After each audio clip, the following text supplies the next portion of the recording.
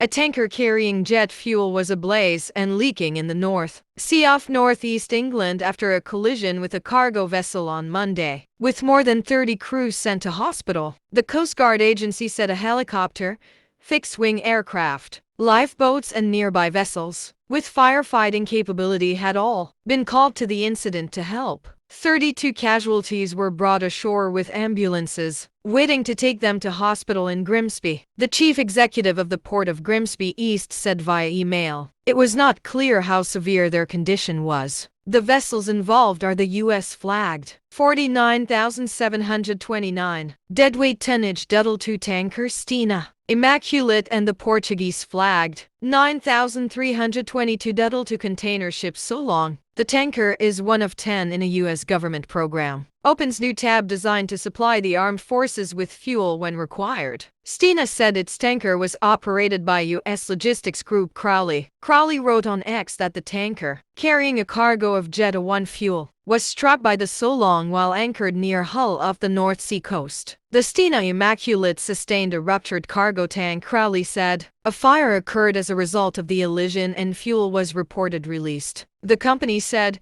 referring to when one vessel is stationary,